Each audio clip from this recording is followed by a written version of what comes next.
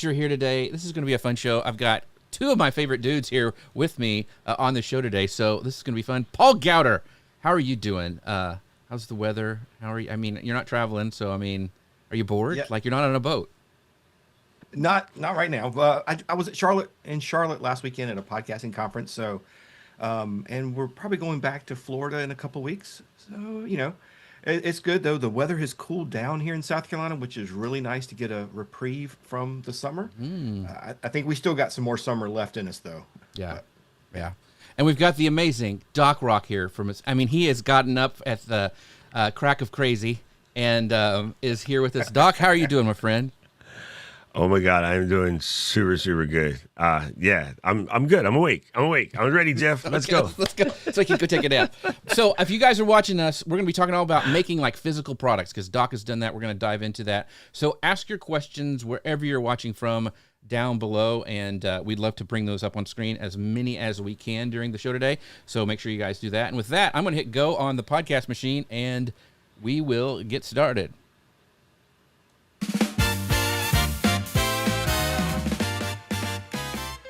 Hello, folks. Welcome to Creator News Live. I'm Jeff C., and you're not. And I'm Paul Gowder, and this is the show that keeps you up to date with the creator economy and so much more. How much of your business would still be standing tomorrow if your biggest platform disappeared tonight? You ever thought about if you ever caught yourself building on land that you do not own, renting the reach, renting the audience, and hoping rules do not change on you? And is there a thing in your setup that other people need that nobody has bothered to make that you have thought about for years and never built? If that sounds familiar, you are in the right place. Our guest today is Doc Rock. He's the Director of Strategic Partnerships at Ecamm and co-host of The Flow and the creator behind Doc Pops. He spent 4 decades across TV, radio, film, and podcasting, and he's on a mission to remove friction from the creation process for everybody else. When he could not find a product his students needed, he designed it. He found a factory and pre-sold the entire run to his own audience without ever touching a crowdfunding platform. Today, he's walking us through how he did it and what it actually cost. So sit back, clear your schedule, clear your mind to get ready for this week's episode of Creator News Live. Here we go. It's Creator News Live, and the shelves are stacked. Doc Rock built the thing, now the door's unlocked. Don't just make the noise, make a thing that's real. On the thing you sell, that's the whole appeal. That's right, Doc Rock is here in the house today, and we've got our friends already showing up. We've got the amazing Rich Graham saying, hey, good morning, friends and neighbors, good morning to you. And he's also asking you about barbecue because you're coming to Texas where so much good barbecue lives. Thanks, Rich. We're going to eat Terry Black's or whatever Rick picks. Oh, man, it's amazing. So we're going to dive right in. By the way, I want to make sure that because Doc is here and we have some amazing stuff coming up. But this show is always sponsored by Ecamm. You can find out more about them by going to ecamm.com/Jeff. You can save 15% by using the code Jeff15 by putting that in the checkout. But we are going to be talking also about Paul and I are going to be there. Doc, of course, is going to be there. But camp. We're going to be talking about camp today. It's coming up very, very soon. Actually, next month at Portsmouth, New Hampshire. We're going to be over there for September 28th through the 30th. Doc, what is on schedule for that? I mean, we have so many cool things. I know you wanted to talk about it a little bit. Oh my God, there will be so much. The thing that I really enjoy the most is, we have, just think about it, it's a conference that's not a conference because we didn't want to do a conference where everybody sits around in a circle and kumbaya. It's more of these things where you're going to get in, you're going to get your hands dirty, you're going to actually sit down and make some content. But honestly, my favorite part, and Billy was talking about this the other day, is the last day when we all get together and we go sing karaoke. For all you people who mispronounce karaoke, it's karaoke, damn it. There's no E in that word at the beginning.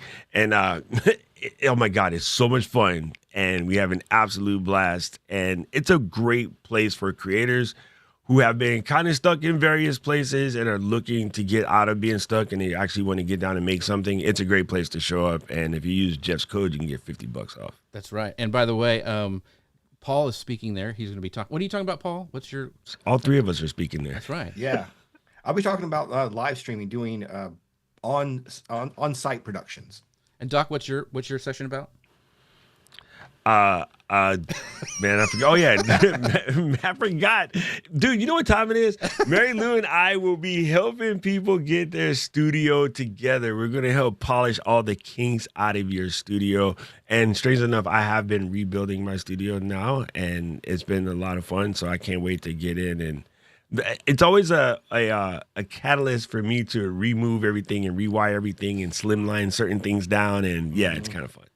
Yeah, Doc and I'll be nerding out about 3D printing because I got some new files to share with you about some organization stuff that'll be cool. But I'm going to be talking all about how I set up the show with AI. Like this is like actually how we put it all together, how you guys can do an amazing show flow for your live show, even your design, all that kind of stuff. It's all going to be talking about how we can use AI to help us do that while still remaining human. So go to ecam.com/camp to find out all about it. But we're here to talk about Doc today. So we want to talk about how he actually has built this product, Doc Pops. But I wanted to know from the audience, I want you to be honest, do you actually own anything in your business or are you renting all of it? So tell me in the comments, put own or rent, wherever you're watching from, own or rent. I would say I mostly rent. I have a couple things that I own, but I want to own more. So we're going to be talking about that today with Doc. So, Doc, I just want to get right into it. You have spent 4 decades in TV, radio, film, podcasting, all of it. You've been making content throughout. So what made you decide on the next thing you built should be this physical product instead of a course or a video or something like that? You know, it's funny that question because it is the typical answer for many people who end up in a situation like this. It scratched my own itch. Legit was scratching my own itch. And once I decided to do it, I was like, you might as well just go all in. Like, if you're going to do it, you might as well do it because my dad used to say, like, I would go to my dad and be like, Dad, I need $20 for so-and-so. And he'd be like, give me $20 and be like, you're stupid. I'm like, what? He goes, you should ask me for $100. And I'm like, why? Because it took the same amount of energy to ask me for $100 as it did to ask me for 20. Now, I would have told you to pound sand, but I probably would have gave you 50. So you'd have walked out $30 in the positive. And then I was like, yeah, you're right. And he goes, okay, also don't just ask me, as mom, as grandma, as granddad. Now you walking out with 200 bones. And I'm like, yeah. Mom, can I get a horse? Why can't you get a dog like the rest of the kids? Okay. So I got a dog. Yeah. Really what you do. Mm-hmm. Very, very cool. So it started with a problem, right? And I know you tell us about the product. First of all, walk us through it, like how you realized that nobody was doing this and that you wanted to actually solve it. Okay, so, well, there was a company that was making it, but a couple things that I didn't like about the product that already exists. Most of what I saw available, the most primary one, I won't throw their name under the bus, but it was a company that's out of the Netherlands, and they were taking basically what we would in the business would just call a thin stamped type of foam situation, and the colors were bland. Number one, the colors were just bland. They had a bunch of options, but they weren't fancy. They were a little bit thin. They were actually thinner than what comes on most of the what we would call the inexpensive microphones.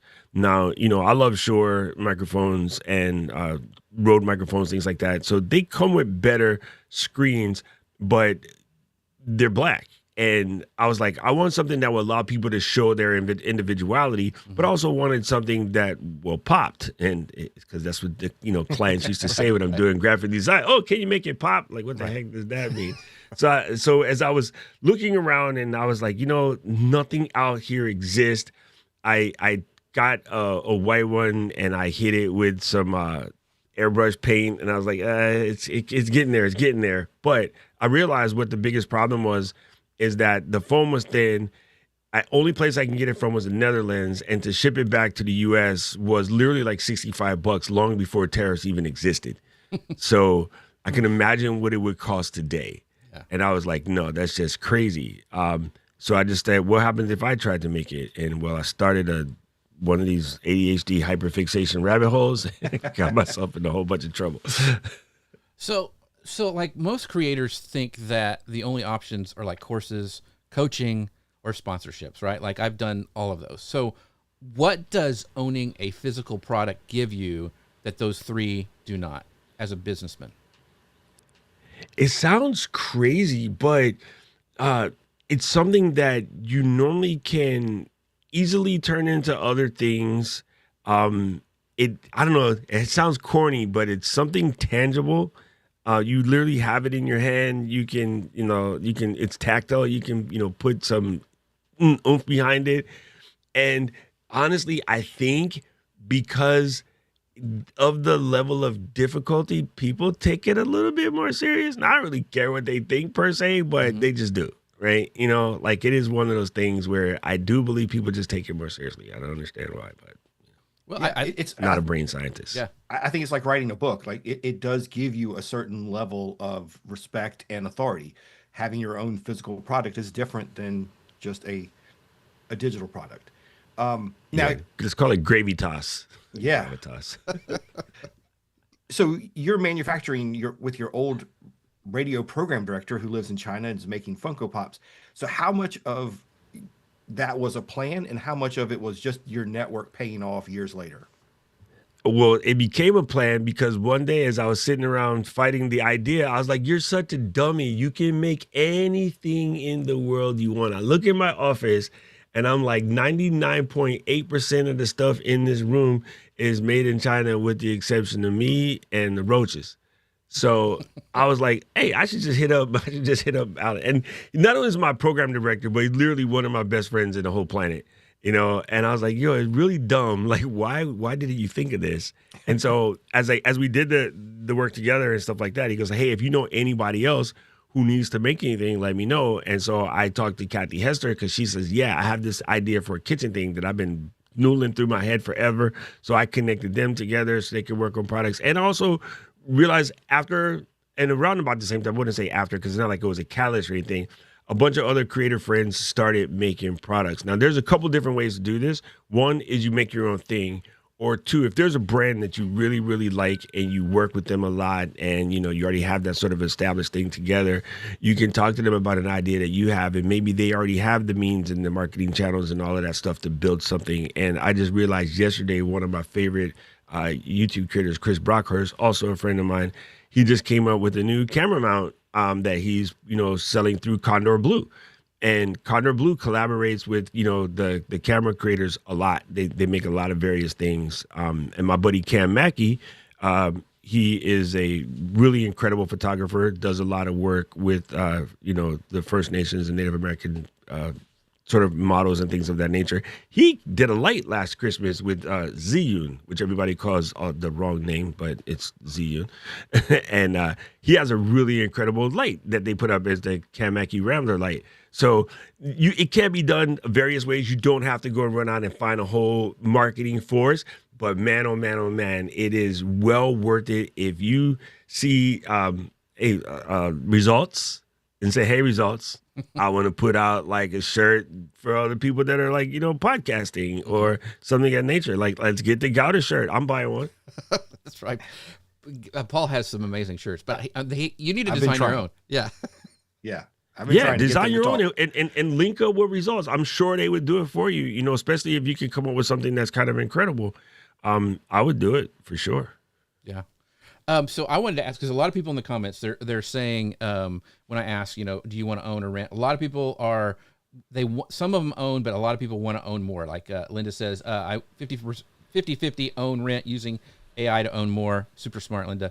But what would you tell somebody who's kind of gone like, what did you get wrong about how hard this would be? Like looking back at putting this together, what did you get wrong that was how hard it would be? Jeff, why you gonna drag me through the dirt? So one of the first things that I totally forgot about, and I should know better because when my buddy's company started doing work with the Funko company and helping them make Funko Pops and things of that nature, I went to go teach them some project management stuff, and I got to hang out there for dang near a month, running around and doing all these things. When you go to produce something that has to be molded, you have to build molds. And I got the crazy idea to add pod mic as one of the shapes.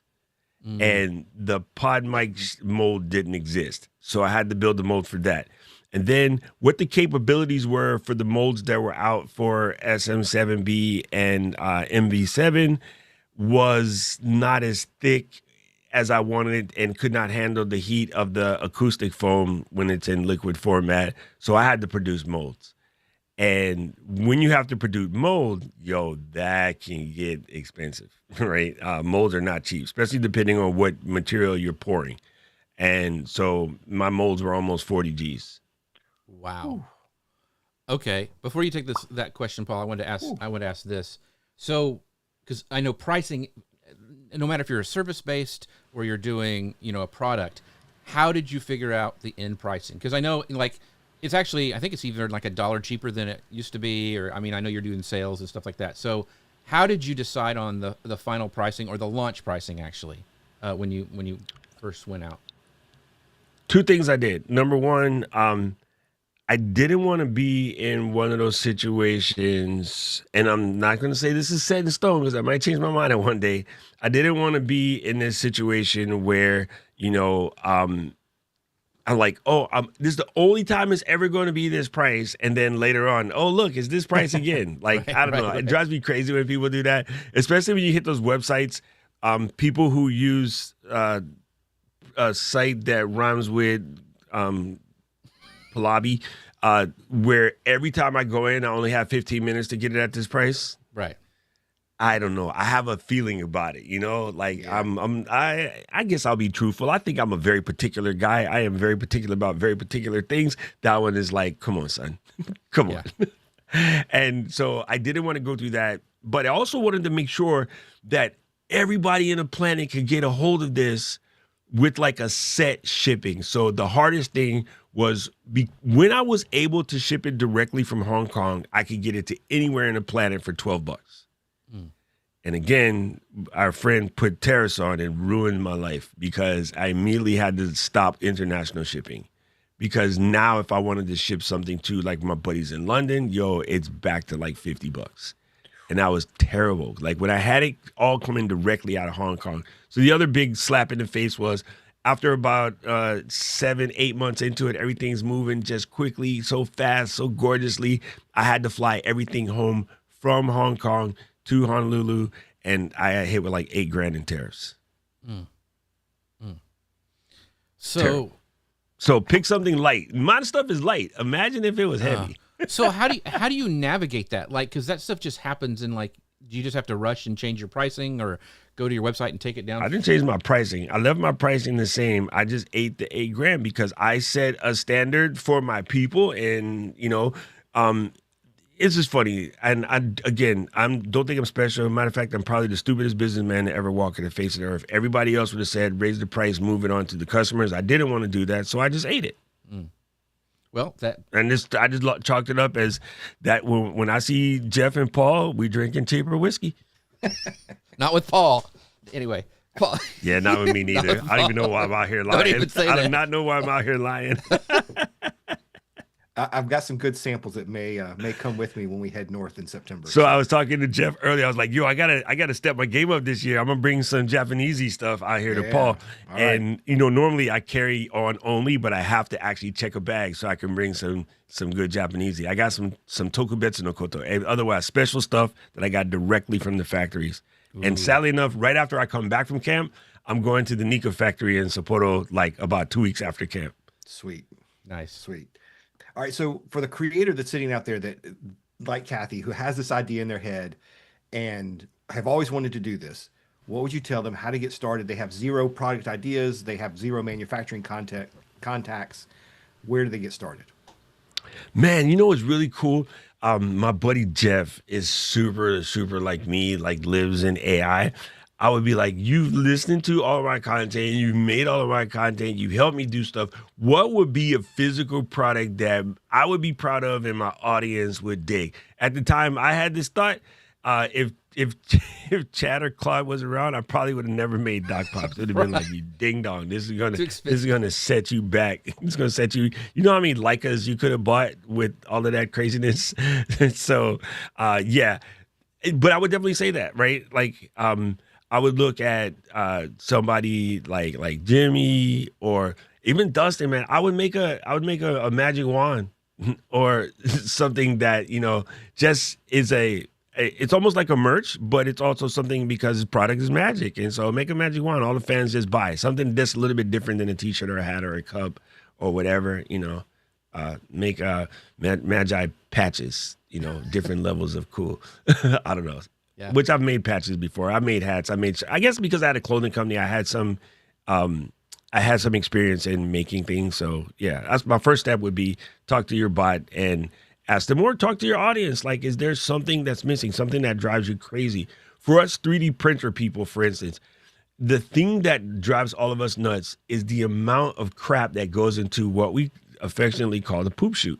Right. And there's 2 or 3 of them on the market right now. I don't think that means there's too many. There are a couple of different ways to take all of the poop and dump it into something that can grind it up and turn it back into filament. And again, I can only think of 2 or 3 on the market right now. Look at 2 of those. Look, and like, these would be good if they had X. Here's what drives me crazy. And you know this. This next week, Apple's going to be like, hey, here's a brand new phone. And everybody's going to go like, blah, blah, blah, blah. It should have this. It should do this. It should do this. Instead of it should have do, make something. If you think you can do better, then make it yourself. Now, you may not be able to have the money to come out and generate a whole ass phone.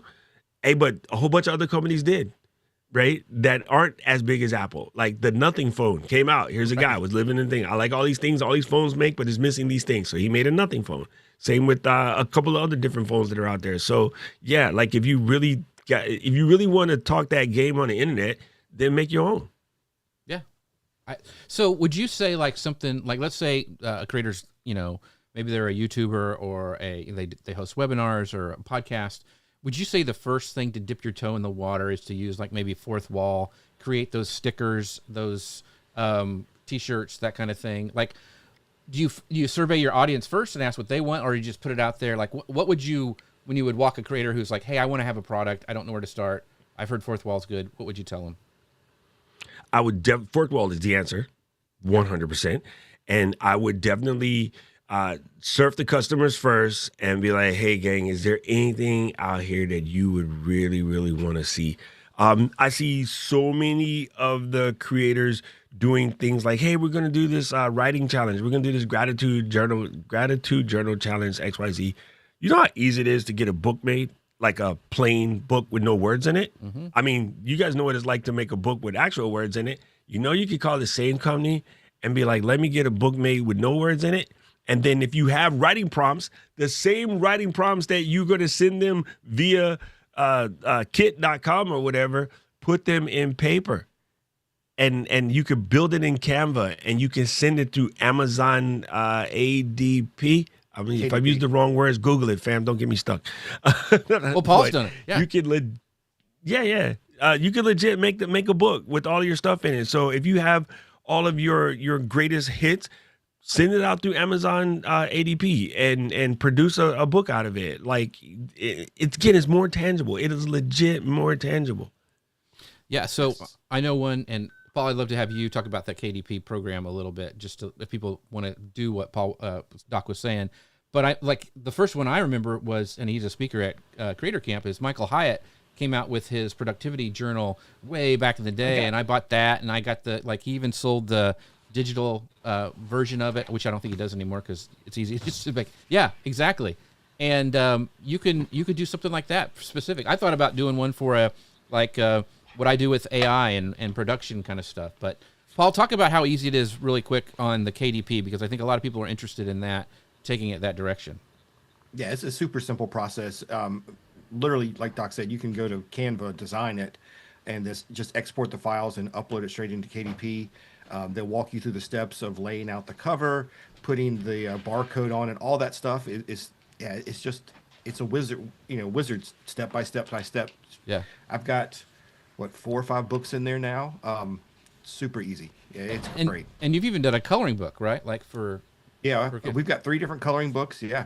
Yeah. So I'm going to show you a small one, Jeff. Sure. This here is called 33 Glasses of Whiskey. It is a pocket-sized notebook. That's what Paul that has, like whiskey name, distiller, origin, age, price, sampled, star ratings, notes. It has a color meter and then like a Q wheel at the bottom. A Q wheel is like a taste thing.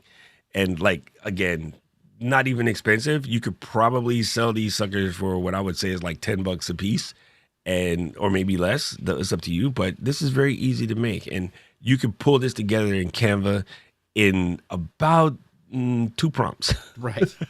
Well, and that's something like our friend Jennifer, who does the Bourbon Cabin. That would be something amazing for her to do, really, really easy. So, yeah, don't Wait, think where's this Bourbon Cabin? How do I get there? Well, Paul's got directions. And then Dustin says, All right, thanks, Paul. So true. And I'm so excited to have him at camp. But he says if it wasn't for Michael Hyatt, he wouldn't be where he is today. He's a legend. So, yes, big shout out to Michael Hyatt. Amazing. So I want to ask, because we're going to get into like how Doc actually launched it, kind of his strategy behind it. But I want to know in the audience, have you ever pre-sold something before it actually existed? So type yes or never wherever you're watching from. And I'd love to know what you guys think. Have you ever pre-sold something? I've done it a couple of times for digital things. Paul, did you, and Doc, did you pre-sell? You did pre-sell your Doc Pops, correct? Didn't before you Yes, started? I did. Okay. I basically did it as a fourth wall style launch, and yeah, it's crazy. I thought about doing a Kickstarter, but I'm like, at the moment that I decided to go ham on these molds, and then of course I did the thing you probably shouldn't do. I just slapped them on the Amex, dog. Amex ain't got no limit. I was like, yo, wait a minute. You got 30 days to like pay that Amex bill. So if you do Kickstarter and you miss, you get nothing. Yeah. So I was like, I didn't even want to take that chance. I will take what I get. It won't be as much as if I did Kickstarter, but at least I know it's coming. Something's coming. So that's why I did self-starter as opposed to Kickstarter. And I've actually successfully run 11 Kickstarter campaigns for various people. So I had a lot of experience running Kickstarter, so I know what the hiccups and the foibles were. And Kickstarter as a platform kind of lost me because I love Peak Design, one of my favorite brands in the planet. I have a whole bunch of Peak Design stuff. They should not be allowed on Kickstarter. I agree. It's not what it's for, dog. It's not for you. And when I see the bigger companies launching a product on Kickstarter, I'm like, bro, you're jacking it up for everybody. You have a whole marketing team, and Kickstarter literally says in the paperwork, it's not designed to be a pre-sales thing, right? It's designed to help people launch products. So here's companies that you got the $2 million to go start the new bag, dog. Like, get your butt off the platform and stop using it for pre-sales. And I would tell them to their damn face. I love their stuff. And I'm like, you guys, I've been saying that since their second product. After they launched their second one and it was successful, when they tried to do number 3, I was like, get off the platform, my guy. And I'm on record. I'm on 8 podcasts saying it. I will go straight to their office and tell them to their face. They're ruining it for normal folks. Yeah. Because at that point, I was on like Kickstarter campaign number 10. And we happened to launch the last one on the same day Peak launched, which is terrible. You don't want to be after Peak or somebody who has feet in the game doing the same thing. Keychron, my favorite keyboards. They be on there every time. I'm like, Keychron, cut it out, bro. Yeah. And Peak's on there they're launching every product through it now, it seems like. Yeah. The platform lets them get away with it because they get their cut. I mean, I get it, Kickstarter. You get 5% of their cut when they do $10 million $10 million of bags in 2 days. They get their 5%. So I get it for Kickstarter. Like it probably keeps them afloat, but I don't know. It just ruined the idea of the platform. So yeah, just thought it was safer not to do that. It seems a lot of them are doing that. Now, I have a friend who was pretty successful until what you were mentioning before, the tariffs. He had a physical board games. He would create board games and he would sell them on Kickstarter. And there's a huge gaming community over there that will do that. But then he'd have to buy containers full of these games and pieces, and like it just got crazy with the tariffs, and it really hurt his business. But yeah, it can be really good for some people. One thing I'll say about that, MOQs, or medium order quantity, is smaller than most people think, though. A lot of the manufacturers will tell you that their MOQ is 10,000 or 20,000. That's what they say, but they also don't want to not work. So if you're like, listen, we're going to do a 2,000 unit sample run, and you're going to be cool with it. And because mine told me like my MOQ was 100 grand, and I'm like, no, I'm not doing 100,000 pieces. But I did have to do, I had to do like 4,000 of each. Yeah, each color. Mm-hmm. And I was like, no, here's what's going to happen. I'm ordering 6 colors. And what we're going to do is we're going to add up until we get slightly higher than the number you want, but slightly less than the number that I want. Mm-hmm. Right? And then we're going to make it work. And we're going to count each color, each model. So SM7B is one model. I don't care that they're in different colors. And the same with the Pod Mic version and the MV7 version. And we fought back and forth a little bit. And then they were like, okay, they didn't want to lose the things. I was like, I was just going to say, forget it. But then they were like, yeah, they hit me back like 2 days later, go, okay, yeah, we'll do it.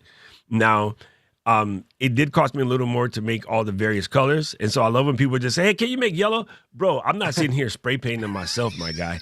Like if I make yellow, I got to order 4,000 of them. Do you got 4,000 other friends that want yellow?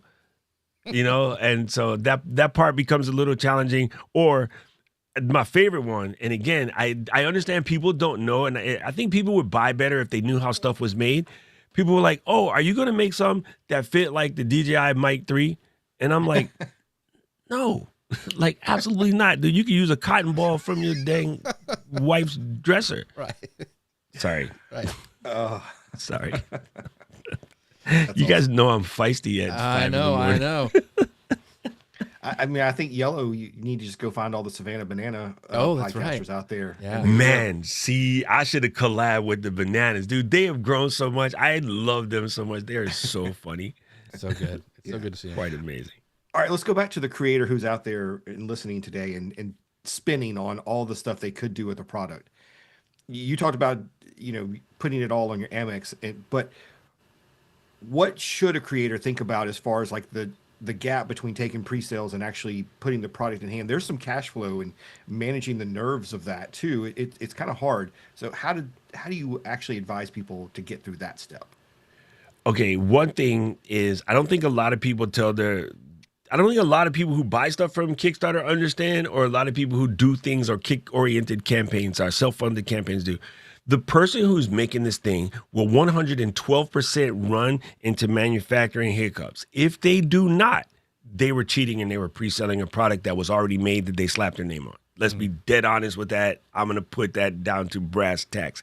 It is very hard to get all of these things with no trouble. So when I see people on, various platforms yelling at some company because they put something out and they didn't get theirs yet, I'm like, bro, what they're doing is hard. Relax, give them a second, Now, have I bought things on the start that just never came out? Absolutely. But it says in the documentation, don't put money on this unless you're willing to throw it into the wind, right?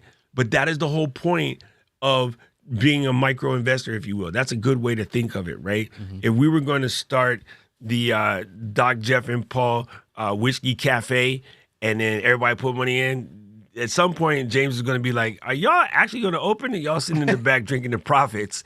And we'll be like, Jimmy, you're the dummy that gave us the money. Hey, you should check out this single malt. So you have to know that that's a possibility. So I did think that stuff through. I even my product came out like a month later than I wanted it to, but I was foot in the butt of them like every day, like hurry up, like whatever. And they run into problems when you're producing like 30,000 units or something. It just happens. I also think that when it comes to figuring out pricing is extremely hard no matter what. Most people are undercharging for the services that they do right now. You know what the biggest undercharge is? Not charging at all. There's a whole bunch of y'all sitting on gold, but you are afraid to pull the trigger. You're afraid no one's going to spend any money. Well, the best way to find out is put a price on it and see what happens. Because not putting a price on it and doing all of that work and not getting paid for it, no.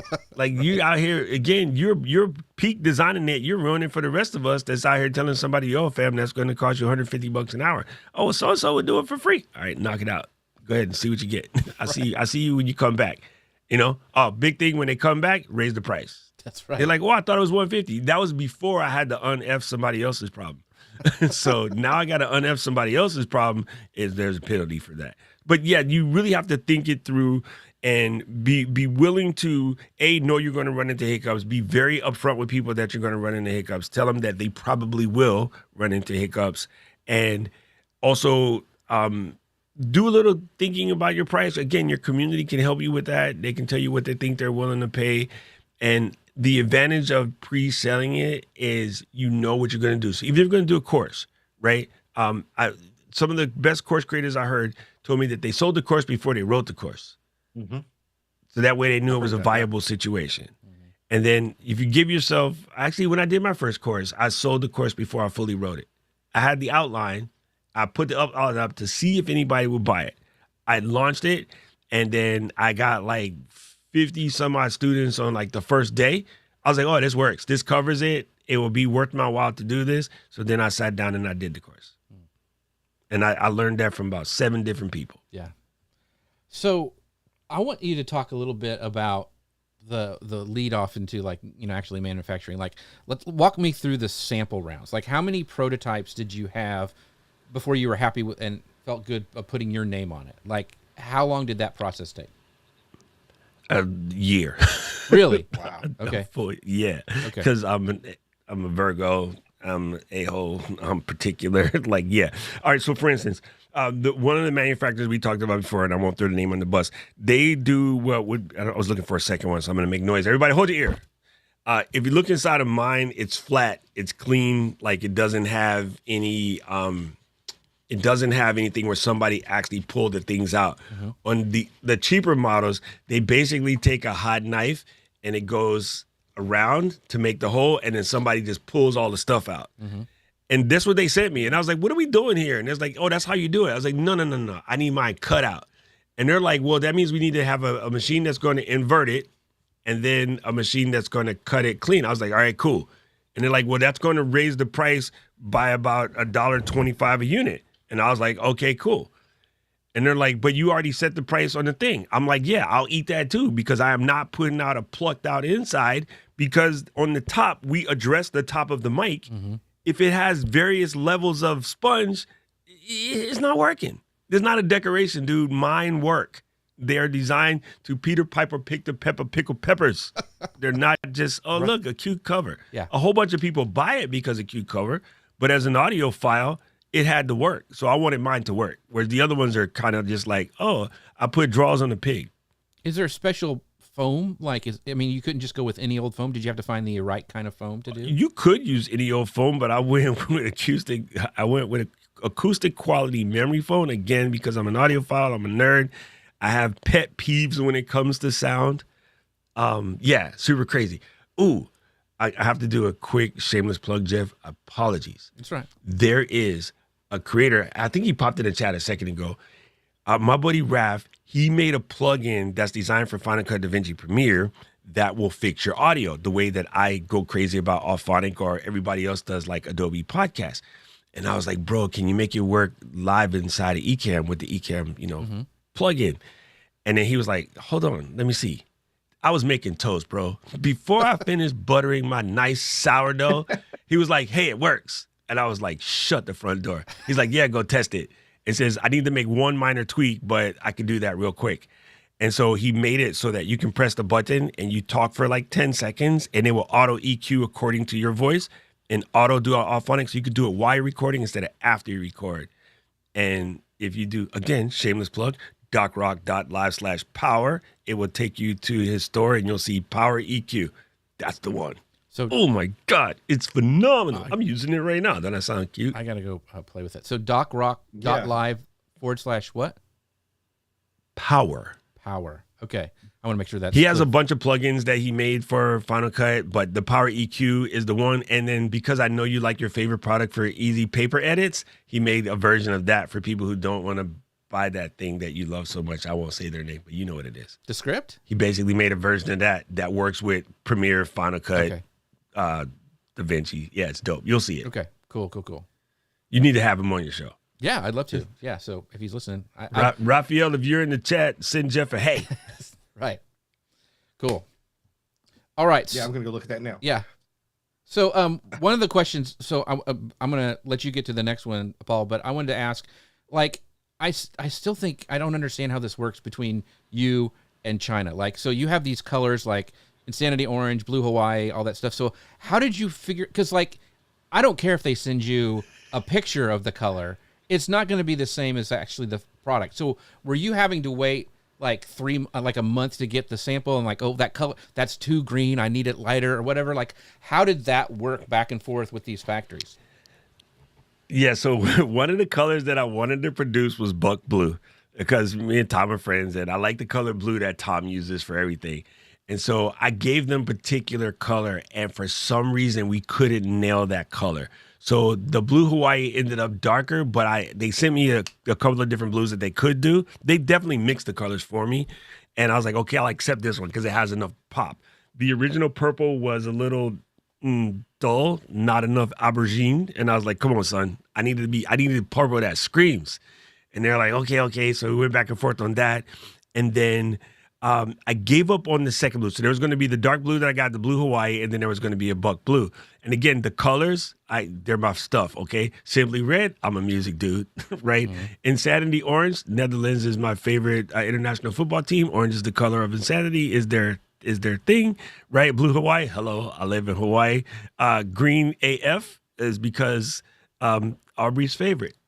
I know what you thought. Get your head out the gutter. Dang it, people, it's 5 a.m. No, my buddy Aubrey loves green, and so Green AF is Aubrey's favorite. Actually, I would have taken the first one, but they told me never explain that one on the internet. Right. So yeah, even the colors, like I just went up with goofy names because I just thought it would help. And Purple Rain is definitely to Prince. That one sort of mattered. And yeah, it's just one of those really things, but I definitely went back and forth. I went through tons of samples, and that's what took me a year. I was being kind of particular about the blue, and then I ended up defaulting. I wasn't going to do green because I thought, what happens if somebody does a green screen and have a hole in their neck? Oh, that's but I was point, like, yeah. You know what? After I thought about it, I was like, you know what? Never mind them people. They can figure out how to fix it. Right. And I was like, there's a way to fix it with Ecamm and things like that. So I was like, I'm just going to do it.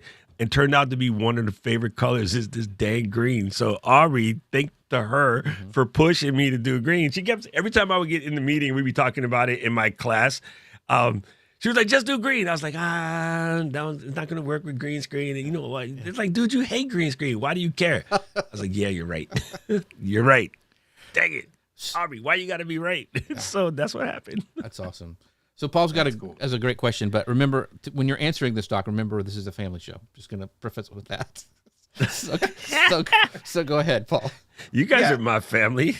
I'm a weird family. That's right. I mean, you've talked about some of the surprises you've gotten along the way, but on your product page, you talk about, hey, Google, YouTube, this is not an adult product. So tell us about that backstory. What happened? Oh my God, Paul, I'm going to cry. Okay, so I keep getting my product removed from my YouTube shop. And it legit, like, I was, like, sending the thing into Google, like, hey, what the heck is going on? And they're like, oh, this product was flagged as an adult product. And I was like, it's a microphone cover, my guy. What are you doing? So I think it might have been their little robots just looking at it. And, maybe the pink one gives off a different vibe. I don't know. But I had to fix it like 10 times. And I just finally got mad and I put it in the description, hoping maybe if the bot looks at the picture, maybe the bot also can read. Because I've had it kicked out of the store so many times. I've had to file an appeal and it goes right back in. But creators, since this is a creator news show, pay attention to this. As of yesterday, Amazon products, Jeff C., are available to tag on YouTube videos. Yes. I saw that. Son, do not be a person sleeping on money talking about, I can't afford to buy this new thing that's $200. Well, tag your products, player. You can afford whatever you want in no time. Because now Amazon's in there. Come on, son. So are Doc Pops on Amazon too or not? They're not, are they? No. Okay. I purposely didn't, but I'm thinking about, now that I'm so busy doing other stuff, I manually ship every order, which is a pain in the butt. I am thinking about taking the remaining inventory and sitting it as Amazon and get rid of them. and then do something else. Just because it takes me now that I am not having them fulfilled by my fulfillment company and I have to do them by hand. Thank you, person who decided to make tariffs for nothing. Yeah, it's a lot of work. I had to pack 5 orders when I get off of this before I go back to bed. So how much inventory, like, did you have to get warehouse space, or were you able to all put it in your garage? Like, how, because that's a real issue depending on the size of your product that you make, like storing this stuff. So like, how did you decide how much inventory to have on hand? How much before you make another order from China? Like, how does all of that play out when you're making these products? It's really how much space you got. And I don't have a lot of space. So luckily my product smashes down to next to nothing. Noise real second. So in its compressed form, it's about yo big, right? So I just smashed the crap out of them. And then they just grow back when they're ready. Okay, noise people. So I can compress them a lot. I vacuum all of them. I can fit 100 into like a little flat, like medium-sized thing that you use for travel, like when you take it on the boat. Yeah. So I can fit a lot in a little bit of space. It's funny when I have to open a new pack to watch the pack go. Good Lord, this is huge. But before, every time I put them back, I vacuum them back out again. And now I just use the squeeze bags because it's faster. And I got tired of making that noise with the vacuum. But yeah, think about how much space it's going to take up. Do you have that type of space? Do you have that type of sort of storage and things like that? And again, I was lucky at first. I have fulfillment. I will tell you, if you don't mind, it's probably worth it going through Amazon fulfillment or something like that. Again, you're going to have a decent amount of profit margin for that. I didn't want to make mine super expensive. So I purposely took out a bunch of the things that add to the cost because I was thinking at the time I wanted to make an affordable product. And this is crazy. And just being a proud dad, like, mine's is 10 times better than the other one, but we're the same price. What I should have did was made mine more expensive and then sent them to stay in fulfillment, eat the tariffs, the whole 9 yards. And if I had to do it again, I probably would do that. But I just thought I'm going to be, a superhero and keep them the same price and eat the tariffs, which was dumb. Nobody else is eating it. That's right. All right. So I real quick, while we're wrapping up, kind of have one more section to talk about. But don't forget, guys, camp. All of us are going to be there. You can find out more by going to ecam.com/camp. It's going to be amazing. Paul's going to be speaking. I'm going to be speaking. Doc's going to be speaking. So many people. Pat Flynn, Michael Hyatt, all the cool kids are going to be there. So make sure you guys go check it out at ecam.com/camp and go check that out. Because I don't think there are many tickets left because they cap it at 100. So I think you guys are getting up there. So make sure you get it before it goes away. All right, let's talk about building it in public. This is what you've done with actually Katie, because this is really interesting to me because it's also about building things and putting something together. And this was kind of a different one where back in January, you and Katie stopped a show with 127 episodes behind it and then redesigned the whole thing on camera. Like, that was pretty impressive. So, in private, like if I want to do a new show look or feel, I want to get it all right and then I'll launch it. But you did it like live. So I want to talk about what it actually costs to do this kind of with everybody seeing it. So whose idea was this to redesign the flow, which is the name of the show, and what were you afraid would happen or what were you hoping would happen? I think it was a collective idea. We were just like, hey, it's time to make the show more showy.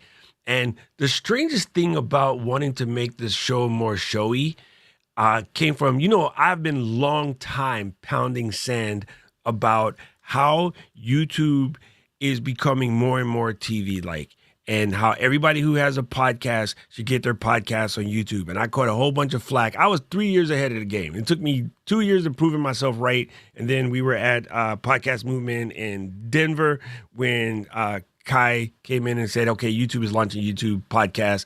And then I just did moonwalks and we're like, told you suckers. And it just made sense. It made the most logical sense. And then, of course, there became a year and a half of fighting about, well, YouTube doesn't have an RSS. Nobody gives a damn about your RSS, Dave. So then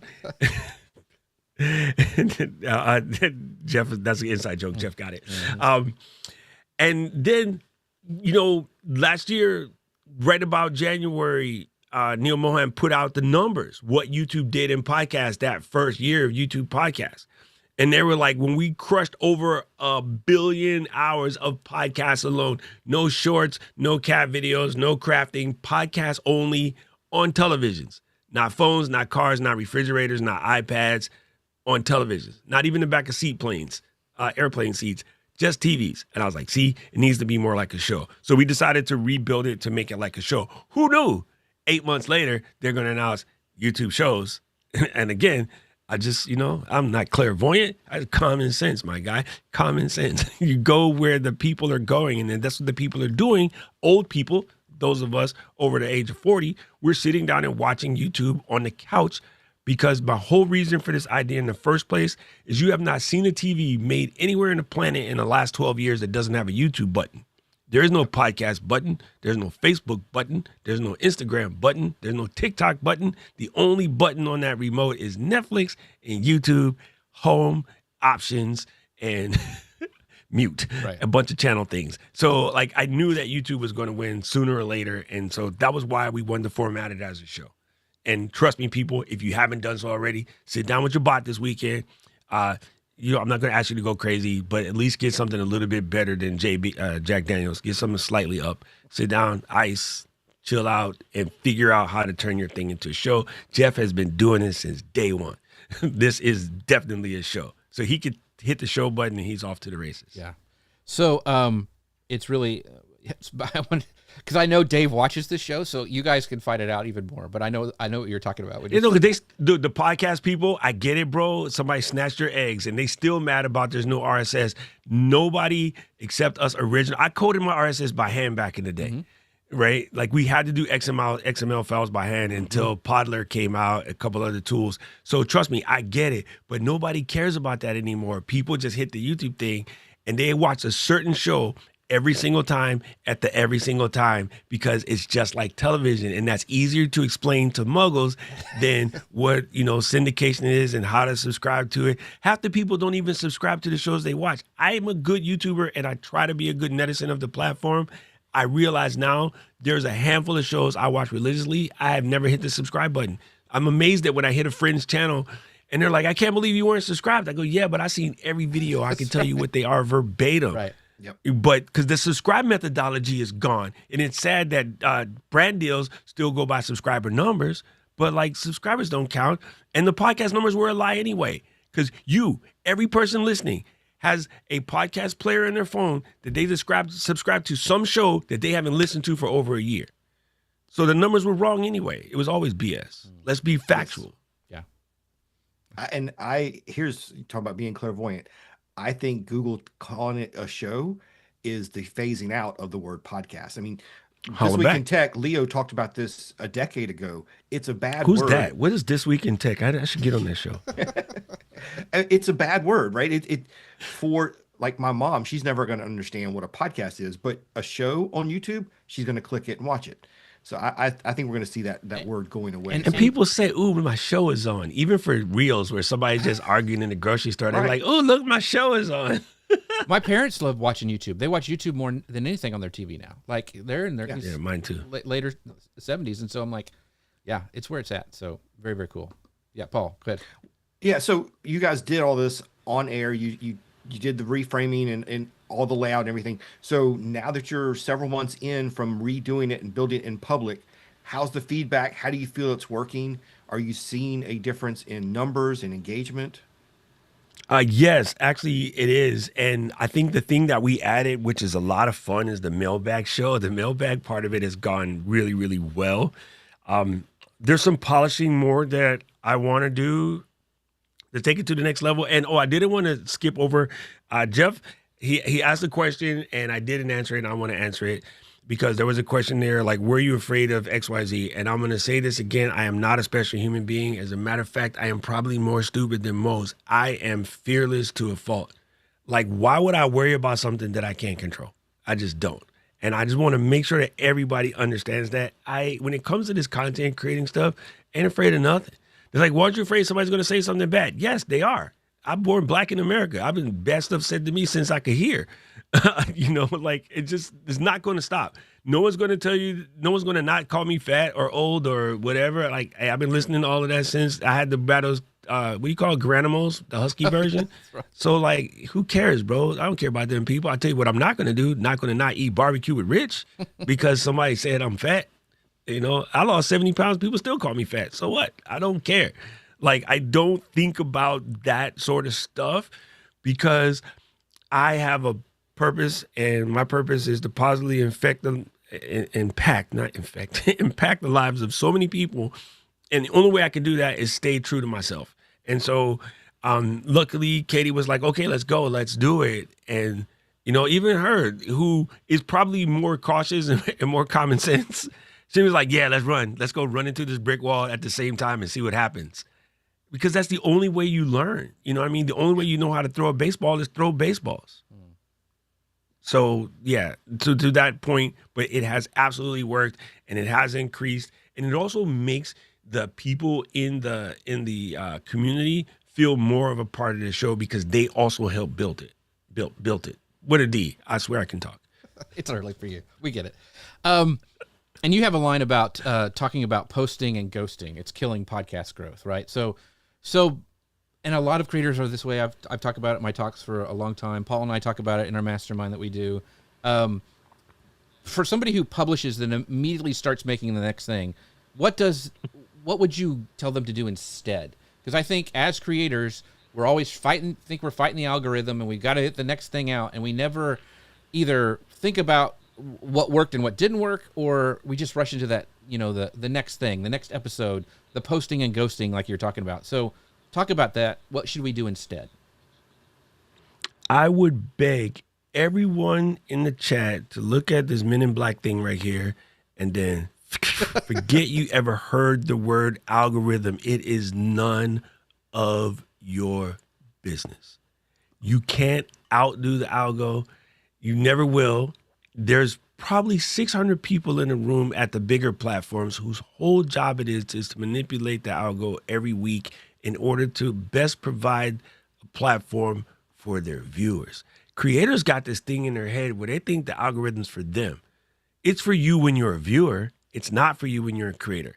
The algorithm's job is to serve the best video to the best person at the best time so that they will spend more time with their butt stuck to the platform. You're talking about like, oh, I need the algorithm to send people to see my video. If we opened a restaurant and we sat around and waited for folks to walk in, ain't nobody coming. I can cook, Paul can cook, Jeff can cook. Together, we make some sick food. But and you know what the best part about it? We'd have Hawaiian barbecue, Carolina barbecue, and Texas barbecue in the same joint. That's right. Yeah. We need a Korean friend to step up.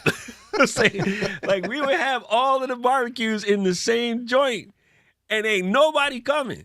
But what we would do is Jeff would hit his mailing list, and Paul hit it. God, Paul's mailing list would cover us for months. We wouldn't have to worry.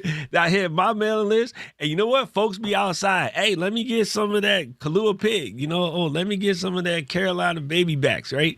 Our restaurant would be off the chain because each one would come with a single malt.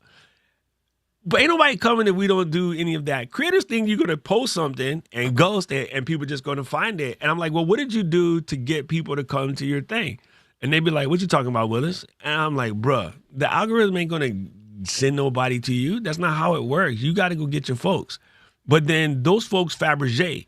And so they tell two friends, and then they tell two friends, and then so on and so on and so on. And that's where this quote-unquote virality comes from. So please stop depending on the algorithm.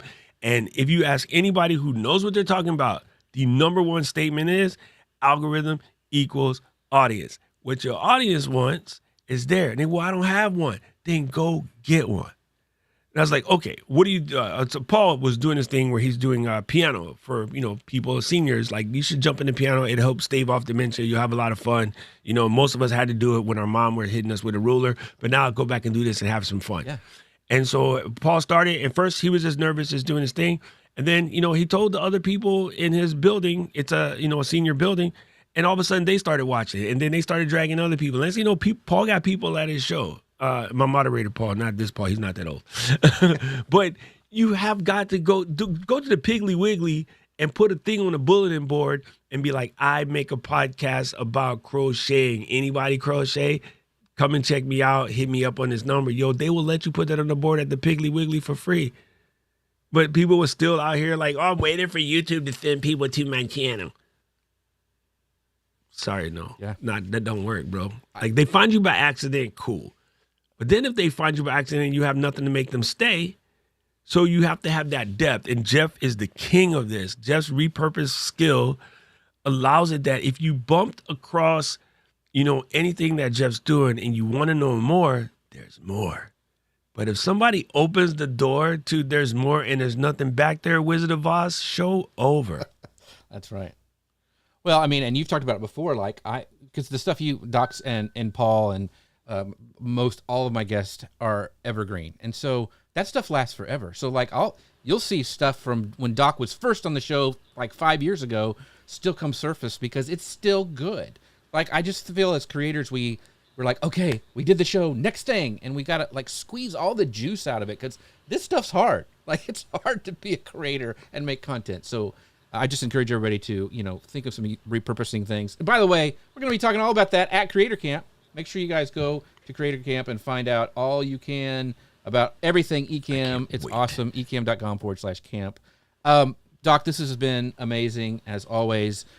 Tell us what you got going on, where we can find you. I know you mentioned you're going to be in Dallas not too long. You and Rich are going to eat some BBQ, which will be awesome. What's going on with Doc? So after Card Party is over, then it's going to be camp. I can't wait for camp. Camp is absolutely incredible. And then I'm going to go take a well-loved creator break in Sapporo, Japan for a little bit, then head off to New York to go do some stuff with Ozbot. They got some new stuff coming out, so you'll be hearing me yap about that.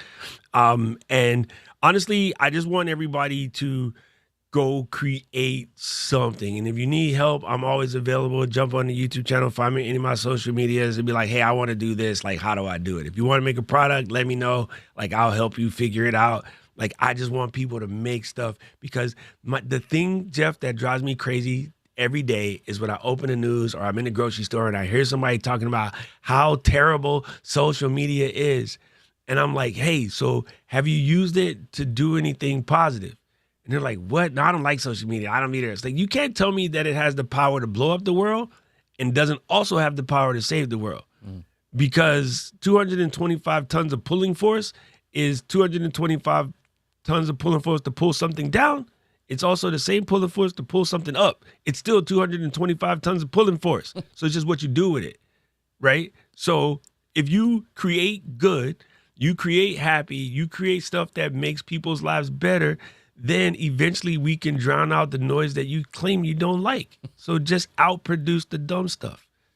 That's all I ask for. That's what I'm out here preaching, and hopefully somebody come to Church of Doc and go make something fun. Yeah.